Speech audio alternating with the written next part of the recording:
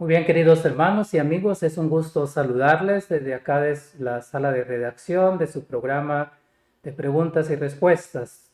Tu pregunta es el tema. Y qué bueno tenerles hoy nuevamente con nosotros, poder eh, llegar también a su casa, a su trabajo, a su oficina, donde se encuentren en este momento. Así de que le damos la cordial bienvenida. Hoy me encuentro aquí con la hermana Raquel Orza. Bienvenida, hermana Raquel. Es un gusto para el programa tenerle nuevamente aquí en este día y esperamos que cada uno de ustedes sean bendecidos también con cada tema que estamos presentando en este programa. Vamos a iniciar pidiendo la bendición de Dios en una oración. Acompáñanos, por favor.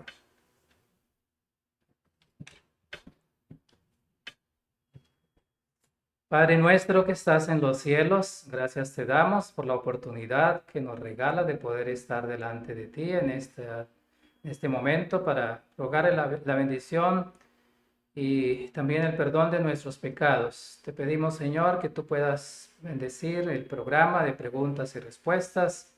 Bendice a la hermana Raquel que va a contestar a las preguntas y poder también dar la explicación acerca de este tema. Te rogamos tu bendición también a cada una de las personas que están conectados, los que irán a ver el programa después, tú puedas bendecirles. Y te pedimos, Señor, que tú puedas darnos sabiduría para poder entender estos mensajes, podamos ser edificados para gloria de tu nombre. Perdona nuestros pecados y regálanos tu bendición. Te lo agradecemos en el nombre del Señor Jesús. Amén.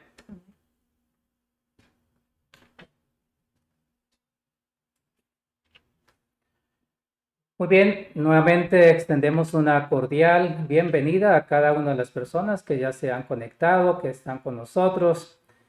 Y no olviden que ustedes pueden también escribirnos al correo de info@sda1844.org y pueden hacer allí sus preguntas, pueden también comentar acerca del programa. Esperamos que ustedes puedan escribirnos, por favor. También pueden compartir con otras personas la información para que así también otras personas puedan beneficiarse de cada uno de estos programas. No olviden, todos los martes a la misma hora estamos al aire con el programa de preguntas y respuestas. Y hemos anunciado acerca de un tema que es el contenido bíblico y hoy vamos a hablar acerca de la estructura interna de la Biblia. Cuando hablamos de la Biblia es un tema bastante interesante porque todos nos interesa saber acerca de lo que nosotros tenemos en nuestras manos, nuestra Biblia, pero a veces desconocemos el proceso que se llevó a cabo, la información del contenido de los libros y otras cosas que seguramente es supremamente importante conocerlo. Y por eso estamos dando este tema el día de hoy. Hoy vamos a hablar acerca de la estructura interna, pues está con nosotros la hermana Raquel Orce, quien va a tener la oportunidad de dar la explicación. Pero tengo unas preguntas, hermana Raquel, para en este momento. Y la primera pregunta se refiere a cómo podemos nosotros entender la Biblia como un todo, porque hay diferentes libros, diferentes momentos que se escribieron, diferentes personas que intervinieron también para que quedara la Biblia así como la tenemos hoy, como un todo. ¿Cómo lo podemos nosotros entender? Bien, hay varios elementos que debemos considerar. El primero de ellos es la inspiración. Es decir, la inspiración es una transferencia de conocimiento divino a través de un instrumento humano. La coordinación y también la complementariedad de los contenidos de los libros, sean del Antiguo como del Nuevo Testamento, crean una perspectiva global de los 66 libros de las Sagradas Escrituras. Es decir, aunque fueron escritos en momentos, en circunstancias, en idiomas y por autores diferentes, todos estos libros conforman un ente pensante común y un propósito final como tal. Así que es siempre muy interesante comprender que aún en la diversidad de géneros, de contenidos y de formas de expresión, el mensaje final y orientativo es la salvación, es el propósito de la redención de la raza humana, comunicando los principios fundamentales para poder lograrlo. Muchas gracias, hermana Raquel, por la contestación a esta pregunta. Y es interesante porque cuando uno mira tantos libros en un solo libro, y ahora para uno decir, bueno, ¿por qué no se contradicen o por qué hay una secuencia como muy lógica? Sí. Y es lo que usted dice, es la inspiración de Dios, es la forma como podemos llegar a esa conclusión. Hay otra pregunta, hermana Raquel, y es ¿en cuántos idiomas se escribió la Biblia y por qué en esos idiomas? Bien, el primer elemento que tenemos que considerar es el periodo de tiempo que se extiende. Es aproximadamente unos 4.000 años desde que tenemos la certeza de los primeros libros que forman el Antiguo Testamento hasta los últimos del Nuevo Testamento. Por lo tanto, es muy importante entender que la extensión de ese periodo de tiempo produjo también la recepción de ese mensaje en áreas geográficas diferentes.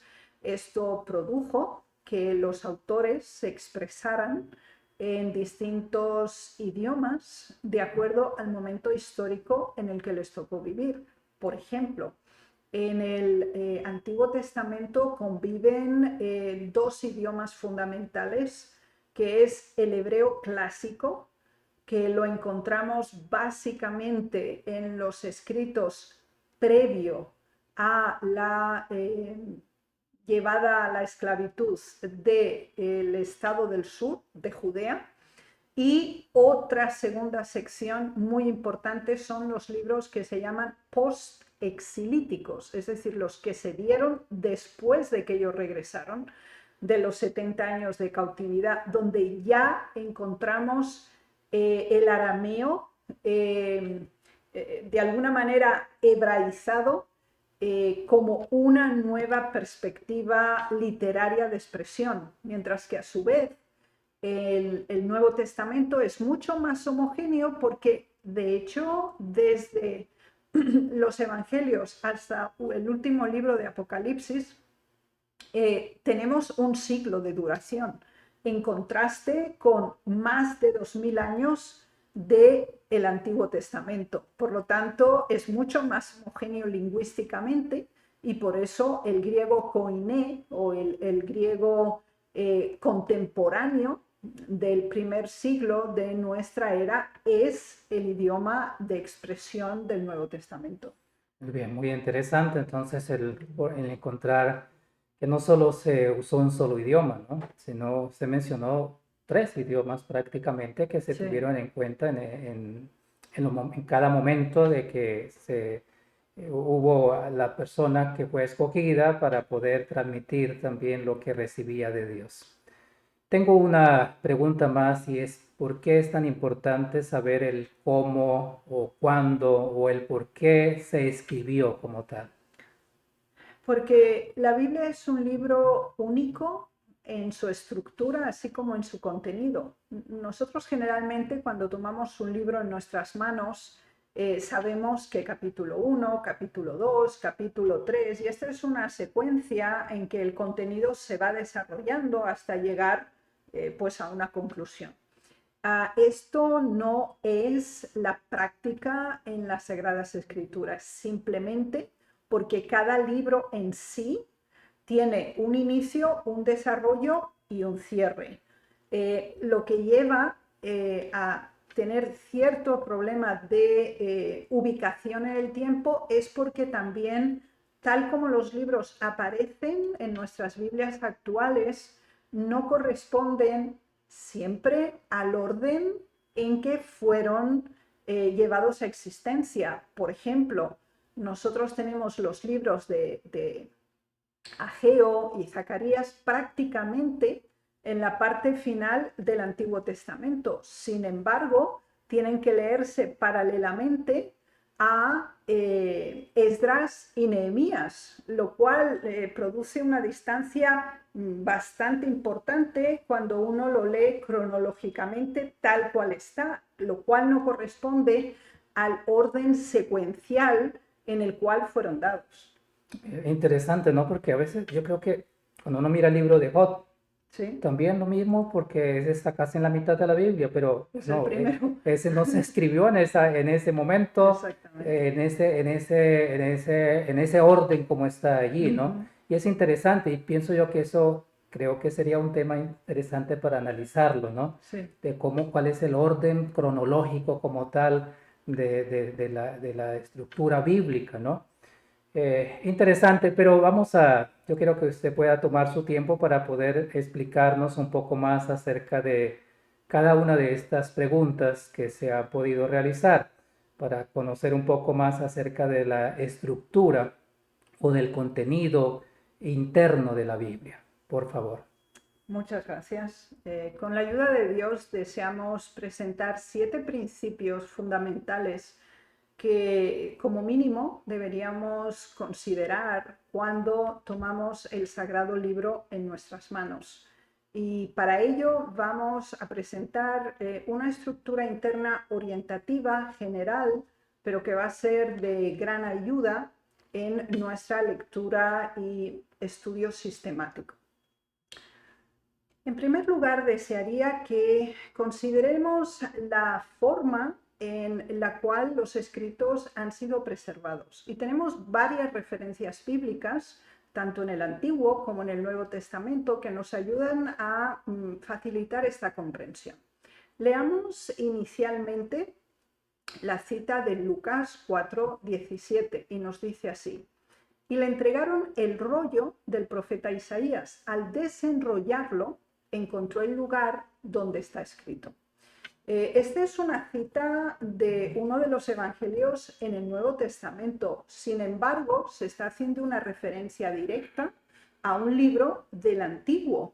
Y la forma de preservación y de lectura era en forma de rollo, lo cual quiere decir, como nos dice el versículo, que cuando ellos procedían a dar lectura tenían que desenrollarlo, extenderlo ante sí y de esa manera proceder a darle lectura.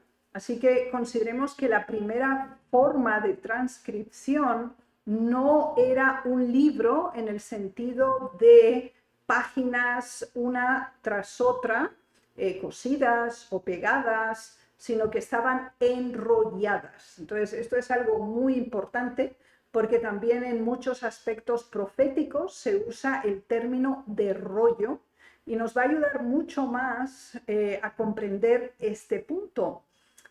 Por ejemplo, en Jeremías 36:28 sabemos que el rey de Judá rechazó las profecías acerca de la caída de Jerusalén y al recibir este rollo del profeta Jeremías, él lo desgarró y lo tiró al fuego. Sin embargo, el Señor dice al profeta: vuelve, escribe en otro rollo lo que estaba en el primer rollo que quemó Joacim, rey de Judá. Así que vemos que esta era una práctica constante y regular. Es importante considerar que en Éxodo 17:14 es la primera vez en las Sagradas Escrituras donde encontramos una orden específica dada por el Señor a Moisés en que se le ordena que escriba un libro. Y lo leemos en Éxodo 17:14, dice así: y el Señor dijo a Moisés: escribe esto para memoria en un libro y cuéntalo a oídos de Josué. Por lo tanto, aquí vemos algo muy importante: el propósito de preservar en forma escrita eventos, mensajes, era para tenerlo conservado, para que fuera parte de la memoria estructural y fuera a su vez repetido, debía ser releído a oídos del pueblo. Así que es muy importante que el mensaje no se daba para solo un momento, en una circunstancia, sino que iba a tener una proyección y una trascendencia superior al momento mismo que narraban. Bien, dicho esto como introducción, pasemos al primer elemento que tenemos que considerar cuando tenemos las Sagradas Escrituras en nuestra mano, y es el idioma. Aunque lo leemos en nuestro lenguaje materno, tenemos siempre que pensar que las expresiones idiomáticas, los conceptos históricos, los nombres geográficos o de personajes corresponden en general a la época específica y a la modalidad de expresión que se usaba. Leamos, por ejemplo, por un momento Hechos 17:28. Esta es una declaración de Pablo ante los atenienses y él les dice: como también algunos de vuestros propios poetas han dicho. Así que si aquí estamos teniendo una referencia directa al idioma griego, en Hechos 26:14 encontramos otro idioma más que también en ese tiempo se estaba hablando. Dice: oí una voz que me hablaba y decía en lengua hebrea. Y es el mismo Pablo que está hablando. Entonces, él sabía griego, obviamente, cuando habla a los atenienses, pero también el hebreo o el arameo semítico del Nuevo Testamento era la lengua popular y genérica de los judíos en general y de la región o la provincia de Judea en particular. Bien, veamos pues estos idiomas en algo más de perspectiva. La idea general que debemos preservar es que la mayor parte del Antiguo Testamento fue escrito en hebreo. Y esto es importante que lo entendamos porque a pesar de ello tenemos libros como Esdras o Daniel o también Nehemías donde tenemos inserciones en arameo. Fíjense que al leer Esdras y ustedes leen los decretos de los emperadores medo-persas, especialmente esas órdenes para facilitar la reconstrucción de Jerusalén, nosotros lo tenemos todo pues en castellano cuando lo leemos. Sin embargo, cuando fue dado el libro como tal, estaba escrito en hebreo. Sin embargo, esos decretos se transcribieron en el idioma original que fueron dados. Lo mismo es en Daniel, por ejemplo. La orden que da el rey Nabucodonosor para llevar a la muerte a los sabios, eso está en arameo, mientras todo el resto de la narración sigue en hebreo. Así pues, recordemos que aunque nosotros lo veamos en una forma compacta en nuestro idioma presente, el Antiguo Testamento es mucho más versátil y mixto que el Nuevo, que por otra parte fue escrito prácticamente en griego, aunque si son lectores atentos pueden comprobar que hay diversos elementos en los evangelios donde se dice que traducido es. Por ejemplo, cuando se le dice Tabita, levántate, y dice que traducido es niña, levántate. Entonces tenemos pequeñas frases del hebreo arameizado, aunque el texto genérico como tal y la expresión completa está en griego. Así que retengamos por un momento en relación al idioma que el alfabeto paleohebreo es básicamente el de la primera sección del Antiguo Testamento y el alfabeto arameo el resto de este, mientras que en el Nuevo Testamento es mucho más compacto por el uso prácticamente exclusivo del alfabeto griego koiné. Fíjense que es importante porque mientras que el paleohebreo, el hebreo antiguo, con el alfabeto arameo tenían un alfabeto bastante similar, puesto que ambos idiomas eran semíticos, el Nuevo Testamento, sin embargo, es un idioma indogermánico o indoeuropeo y es el idioma griego clásico. Bien, vayamos a los formatos, es decir, cuando los mensajes se transcribían, cuáles eran las modalidades principales, así como los materiales usados. Leamos a modo de introducción 2 de Timoteo 4:13. Dice así: cuando vengas, trae contigo y los libros, pero especialmente los pergaminos. Aquí hay dos modalidades y el apóstol Pablo lo enfatiza específicamente. Bien, ¿qué eran pergaminos? Bueno, los pergaminos eran trozos de papiro o podían ser también pergaminos realizados o hechos de cuero de animales, fundamentalmente de cuero de animales. Se pulían y se preparaban de una forma especial. El encurtido era muy laborioso y delicado para hacerlo flexible, pero al mismo tiempo firme, perdurable y de una gran delgadez y una textura que además fuera absorbente para la tinta. Y es muy importante aquí que entendamos que todas las escrituras, especialmente las del del Antiguo Testamento, fueron originalmente escritas en pergaminos, es decir, en cueros de animales.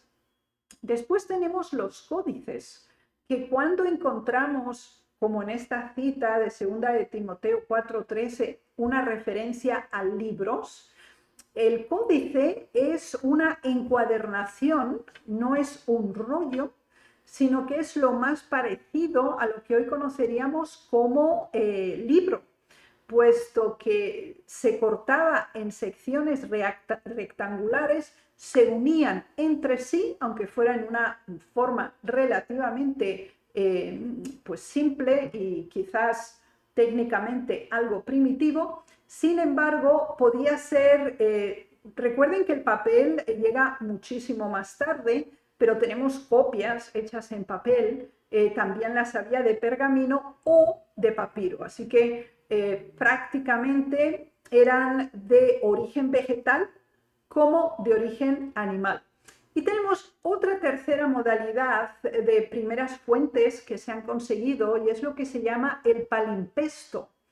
El palimpsesto es una página manuscrita que podía ser o en cuero originalmente o en papiro, pero que era reutilizable, es decir, le hacían un lavado a la tinta o a la modalidad de presión de la escritura y se volvía a escribir encima. Así que tenemos esas tres modalidades de materiales y de modalidades formativas para preservar la palabra de Dios: pergaminos, códices y palimpsestos, unas de origen vegetal y otras de origen animal. Vayamos a un tercer aspecto, que es la estructura. Es decir, a veces nos planteamos si simplemente los libros están reunidos en una forma arbitraria o hay algún tipo de estructura, plan o previsión para ellos.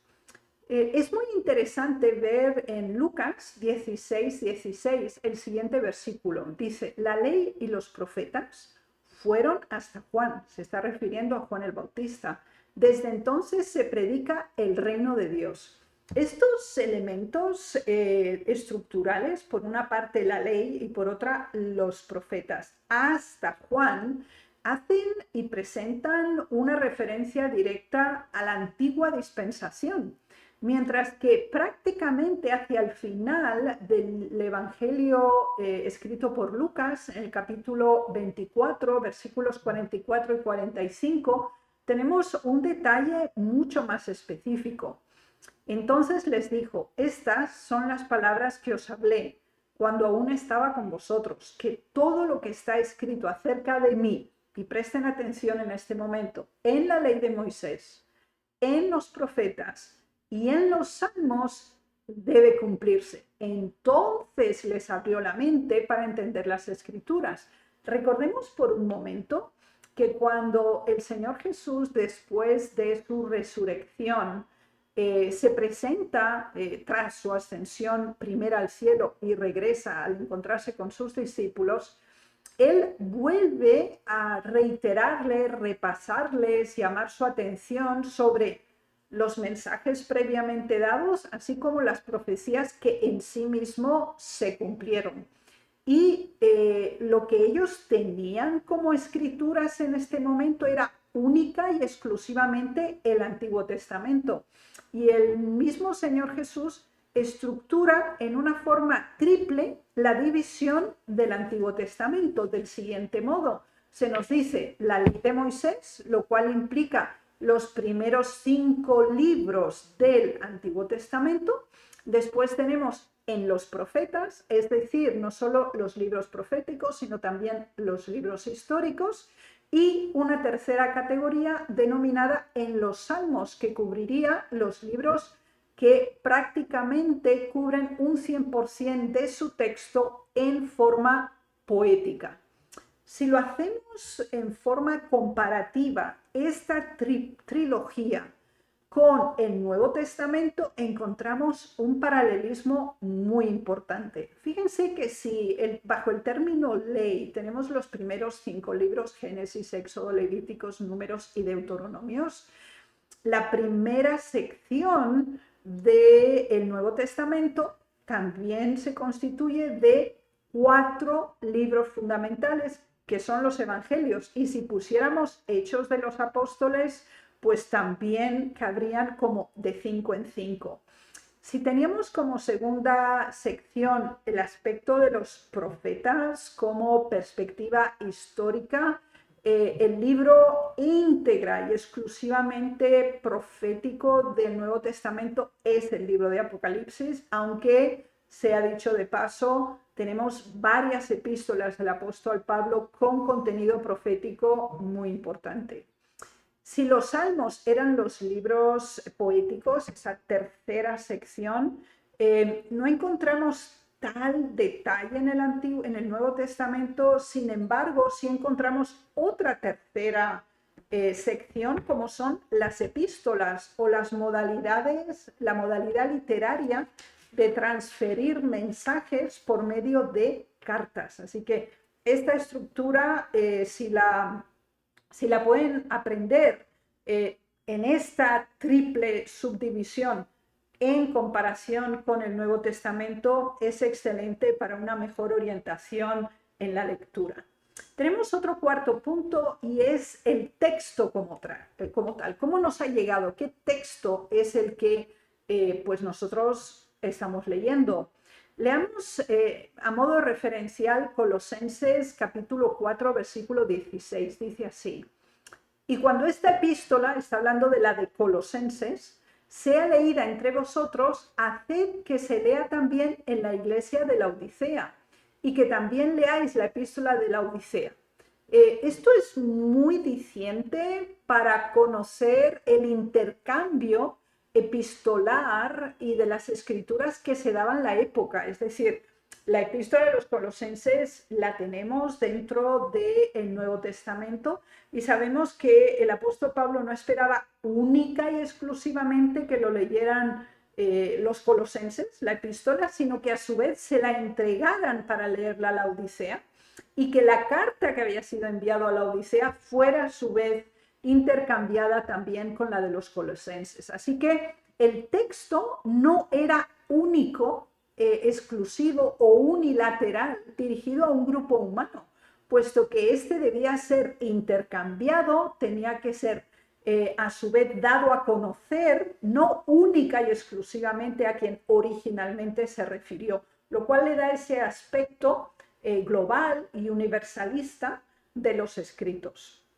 Pero hay algo todavía más interesante que nos ayuda no solamente en el proceso de cómo los textos han sido transferibles y reproducibles, sino cómo Dios mismo instituyó la reproducción de su libro. Leámoslo en Deuteronomio 17, 18.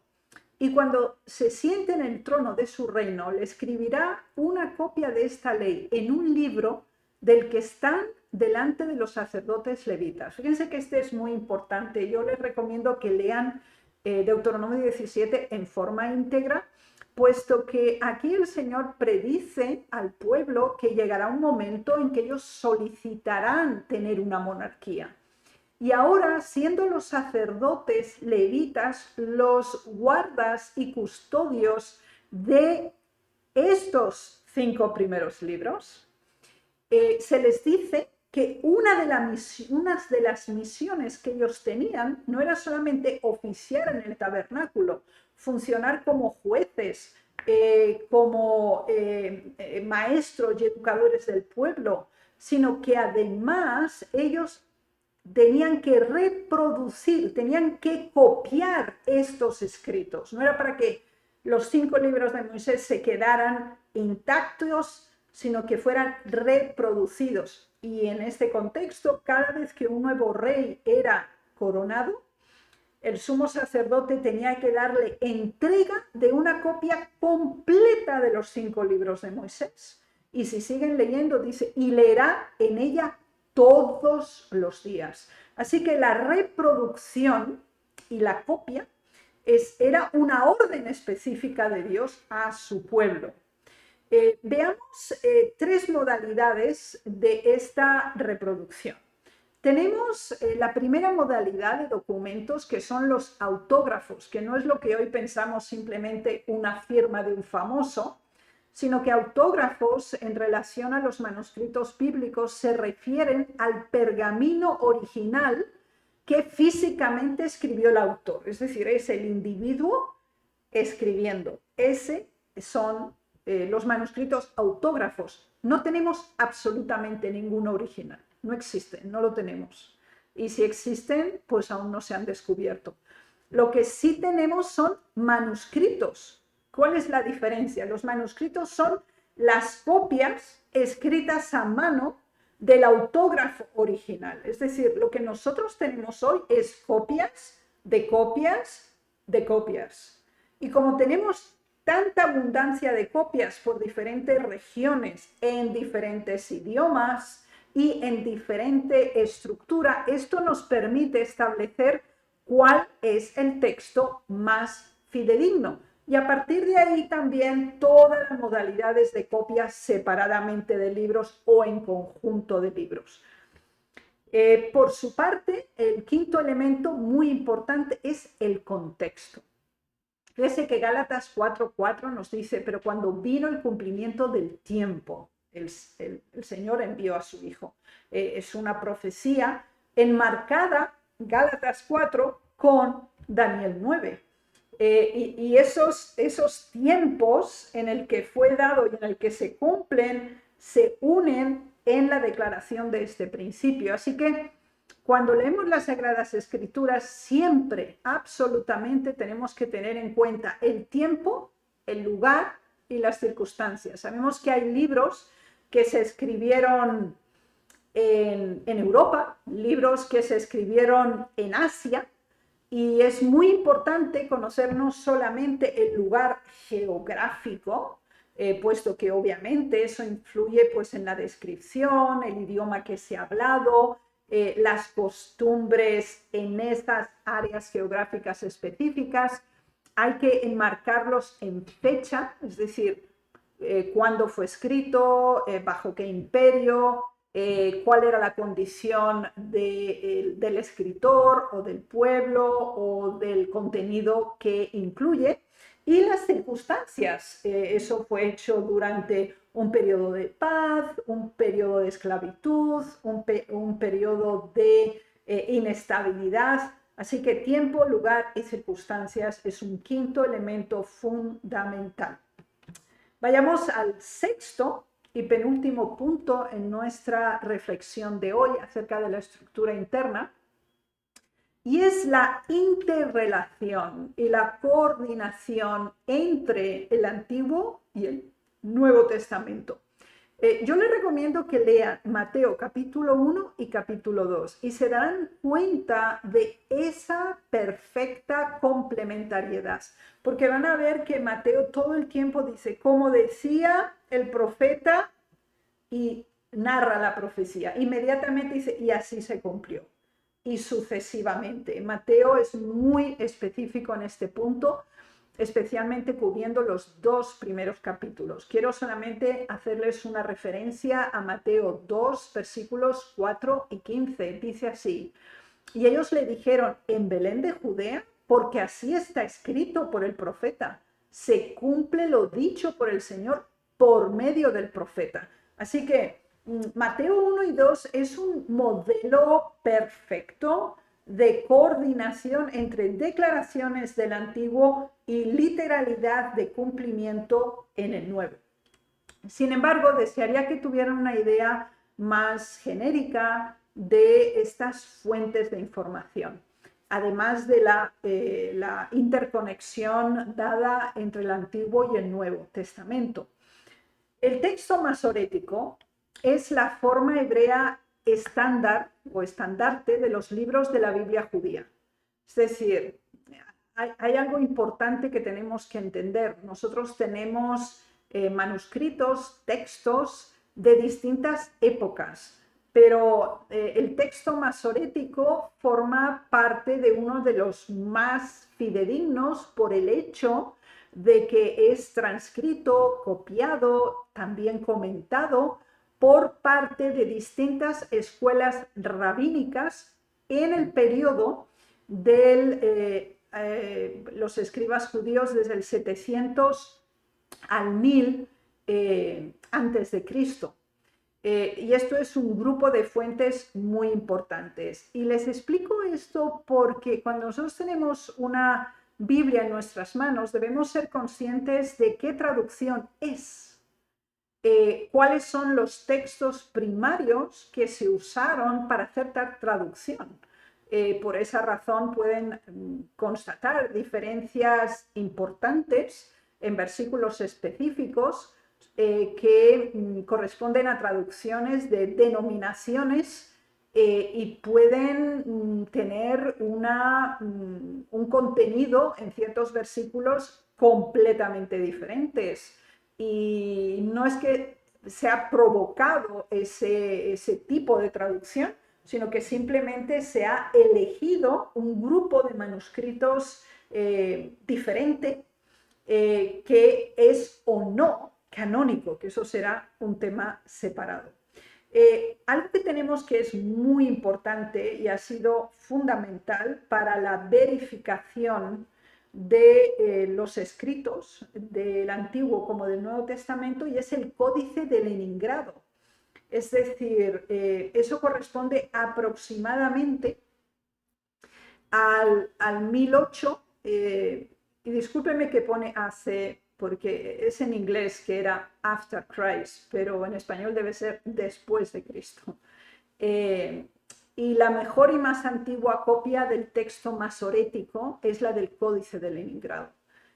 Tenemos, como les decía, distintos códices que es varios manuscritos juntos a modo de lo que hoy conoceríamos como libro, y corresponde a después de Cristo, el año 1000, el Códice de Leningrado. Y algo que es fundamental, no por su contemporaneidad, sino porque nos permite la comparación y verificación de contenidos, es los textos escritos el siglo antes y el siglo después de nuestra era, que se descubren y se denominan los rollos del Mar Muerto, entre 1947 y 1956. Y la pregunta es, bueno, si ya la Biblia estaba conformada, el canon ya estaba preestablecido, ¿por qué el descubrimiento de estos escritos de prácticamente el siglo pasado son importantes para nosotros? Simplemente porque pudieron los eruditos de las Sagradas Escrituras confirmar que no había variaciones, que no había manipulaciones por parte de los traductores o por parte de los copistas de estos escritos que habían llegado hasta nosotros, porque los rollos encontrados del Mar Muerto permiten el nivel comparativo y de contraste con estos textos masoréticos y certifican la veracidad y la exactitud de las copias. Además de eso tenemos el código Sinaiticus o el Codex Sinaiticus, y de hecho es uno de los libros más importantes del mundo porque es una copia hecha a mano y es del siglo IV de nuestra era, es un manuscrito de la Biblia cristiana en griego, y lo que es más significativo es que incluye la copia completa más antigua del Nuevo Testamento. Además de eso tenemos el Código Vaticanus o Codex Vaticanus, y este específicamente está escrito en pergamino y tiene una gran cantidad de correcciones escritas sobre el texto original. Y esto es de gran ayuda porque se ven dos columnas. Una columna es la copia tal cual de un texto el cual están reproduciendo, mucho más antiguo, el que ahora el copista está transcribiendo, y el copista crea una segunda columna de notas clarificativas para que ese texto sea mucho más comprensible para la contemporaneidad de la época. Y esto nos ayuda a entender que no se atrevieron a modificar el texto que les había llegado, sino que simplemente crearon una área de anotaciones para que ayudara en la comprensión, pero sin violentar o cambiar en ningún momento el texto. Bien, y el séptimo punto que queremos presentarle aquí son las traducciones. ¿Por qué es importante? Porque cuando nosotros tomamos la Biblia en nuestras manos en español, lo primero que tenemos que tener claro es que jamás ha existido en español. Esto lo tenemos que entender. Es decir, lo que nosotros recibimos es una traducción de manuscritos, de copias originales. Pero eso nos tiene que ayudar a comprender que muchas expresiones, declaraciones y términos tienen que ser tomadas de acuerdo al idioma en el cual fue escrito. Les doy un ejemplo. Génesis capítulo 1:1 dice: y en el principio creó Dios los cielos y la tierra. Bien, el término Dios en castellano está en singular, porque no podemos tener un sujeto singular con una acción plural. Por eso el término Dios está en singular y la acción de crear también está en singular.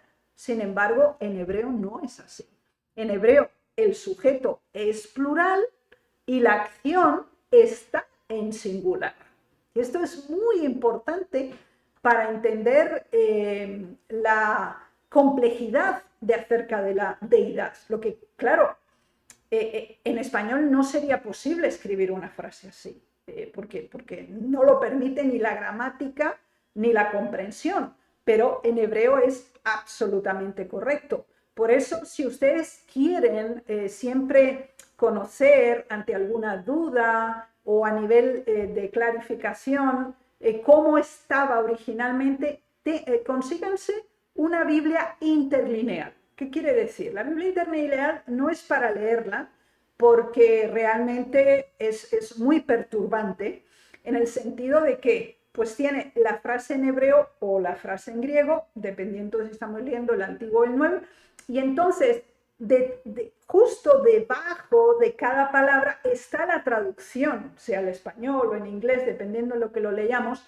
Entonces, cuando lo leemos el versículo, pues en español no tiene sentido, sinceramente, pero lo que sí podemos entender, la singularidad, la pluralidad y el orden de la frase, que nos va a ayudar mucho a comprender esto. Hay un versículo que resume estos tres idiomas en que la Biblia ha llegado a nosotros y se convirtió no solamente en un acto profético, sino también de clarividencia para nuestro tiempo presente. Y este versículo lo podemos leer, está en la diapositiva, en la parte introductoria del punto número 7 y último.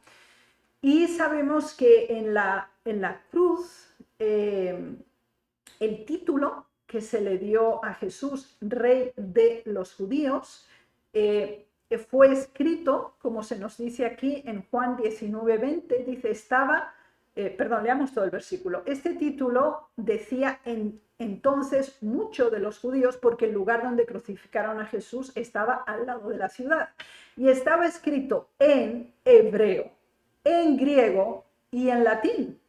Y fíjense que aunque no había nada de las escrituras en ese momento escrita, ni siquiera los evangelios, en este momento que describe el apóstol Juan, uno de los libros fundamentales o idiomas fundamentales que en el cual se tradujo fue el latín.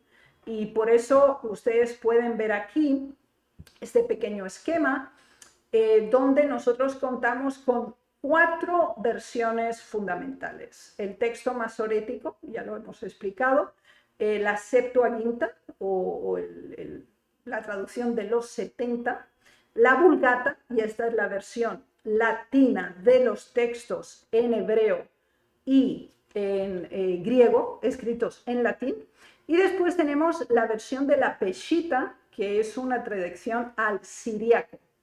Se hizo en tiempos diferentes y esto es muy importante que nosotros lo entendamos, pero siempre tengamos presente que las copias más antiguas que nosotros tenemos son del siglo XI después de Cristo, aproximadamente hacia el año 1000, y son las del texto masorético. Así que es muy importante cuando ustedes adquieren una Biblia que tengan una clara y concisa percepción de qué textos se han usado. O sea, ha sido la Septuaginta, ha sido la Vulgata, ha sido la Peshitta o ha sido una combinación de todas ellas o prácticamente única y exclusivamente el texto masorético que cubriría únicamente el Antiguo Testamento. Así que de este modo ustedes pueden tener con estos 7 puntos fundamentales una perspectiva genérica de acercamiento comprensible acerca de la estructura interna de las Sagradas Escrituras. Muy bien, muchas gracias, hermana Raquel, por la amplia explicación. Y a pesar de eso, hay varias cosas que seguramente todavía nos seguimos preguntando, pero Sí. por el tiempo no las podemos quizás aclarar todas. Pero sí tengo una pregunta y es en relación, se habló acerca del códice o también habló de los pergaminos, entre otras formas de escribirlo. Hay una parte en Habacuc 2.2 que habla de tablilla. Entonces, ¿a qué se refería eso? ¿Que tablillas es otra cosa, otra forma de escribirlo? Sí, bueno, ustedes deben recordar que el imperio asirio y el imperio babilónico establecieron uno de los primeros alfabetos conocidos y era el cuneiforme, es decir, sobre una tabla de arcilla, que es un material blando, con una especie de punzón. Entonces se formaba un alfabeto que era en forma de cuña. Entonces, hasta hoy existen miles de estas tabletas o tablillas que eran una forma de transferir información. Nosotros tenemos las tablillas de la biblioteca de Nínive, que son por miles de tablillas, que eran contratos de compra y venta, certificados de nacimiento, certificados de boda, y es como una... De ahí viene el término las tabletas que tenemos hoy, o sea, está basado en ese principio. Parece que se daba a conocer, o sea, se esparcía por otro lugar. Se distribuía. Yeah. Por ejemplo, un certificado de compra y venta, por ejemplo, en la Biblia tenemos 2 modalidades. Sabemos que el Señor le mandó a Jeremías decir, ve y compra un terreno, coge el rollo, ponlo dentro de una vasija y guárdalo. Este tenía el propósito, sabemos, de decir, preserven sus tierras porque ustedes van a regresar. Entonces, el sistema semítico hebreo era la del pergamino. Es decir, ellos hacían los contratos en material animal. Pero los asirios y los babilonios, además de usar el pergamino, que también lo usaban, tenían esta modalidad. Eran cuadritos, tipos como la tableta que tenemos hoy, de barro, pero era un barro que después lo glaseaban. Es decir, no era tan rompible o tan frágil porque estaba como vitrificado, ¿sí? Y entonces era muy fácil para su conservación en las bibliotecas. Eran como libritos pequeñitos, colocados muy bien y en orden. Y sabemos que además los tenían categorizados para el censo de la población, etc. Entonces, aunque Habacuc lo escribe en un rollo, lo que sí tenía que anunciar, que eran los próximos 4 versículos, eso lo escribió aparte en una tableta para que se pudiera ver. Interesante, o sea que ellos ya tenían tabletas así como las que tenemos hoy nosotros, solo que eran de barro, según eso, diferentes a las que tenemos. Más arcaicas, Así es. pero cumplían el mismo propósito. Sí, hay otra parte que usted nombró de Deuteronomio 17 que habla del libro. O sea, ¿en ese entonces se conocía el libro o por qué se toma ese término libro? No, sí usaban el libro, pero era mucho más costoso. Es decir, era mucho más sencillo curtir el cuero del animal y después simplemente pues enrollarlo, colocarlo en un tubo y tenerlo preservado. El libro como tal, o sea, no lo podemos imaginar como hoy vemos un libro o ese sistema de encuadernado, porque si además las hojas eran de origen animal, pues imagínense, eran significativamente más voluminosos. Sin embargo, el sistema de paginación, de poner una página sobre otra, pues sí existía, pero era mucho más costosa. Y por eso se dice la copia que le van a dar el rey cuando sea coronado es libro. No le van a dar un pergamino, le van a dar libro para que pase las páginas y las lea. Ya, y ahora que usted está hablando de eso, hay otra parte que también la escribieron en piedra también. Sí, los memoriales. La ley de Dios, por ejemplo, también escrita esa parte en piedra. Sí, y fue preservada, tal cual. Entonces, vemos que para Dios era tan importante la preservación de la palabra. Y el libro, la Biblia que tenemos hoy, ha costado millones de vidas humanas. Es decir, cada vez que nosotros podemos libremente coger la Biblia en nuestras manos, tenemos que recordar que está preservada por la sangre de millones de mártires que han muerto por preservar y transmitir esta verdad.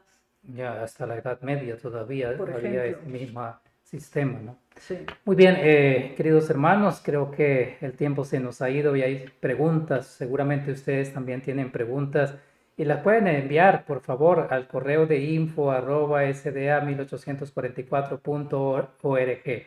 Allí pueden enviar sus preguntas y las iremos a contestar. Vamos a invitar a la hermana Raquel para que esté con nosotros en la próxima semana, por favor. Gracias. Y pueda contestar las preguntas que ustedes seguramente tienen, se están haciendo en este momento, pero por el tiempo no las vamos a contestar ahora.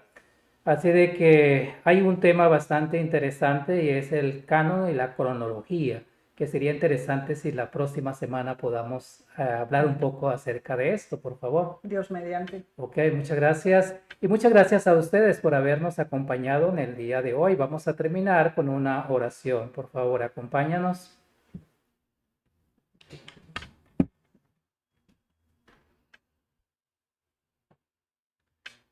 Padre nuestro en los cielos, ante ti venimos en esta hora y lo hacemos con profunda gratitud por la palabra que ha llegado hasta nosotros. Gracias, Señor, porque ha sido preservada, de modo que también en estos últimos tiempos la verdad pueda iluminar este planeta, así como implantarse en nuestros corazones.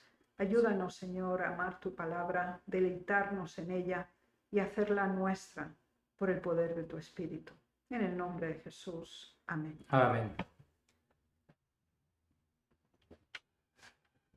Nuevamente, hermana Raquel, muchas gracias por haber aceptado la invitación, de haber compartido con nosotros este tema tan interesante. Y a cada uno de ustedes, gracias por habernos acompañado en el programa de hoy. Están invitados para la próxima semana. El Señor les bendiga.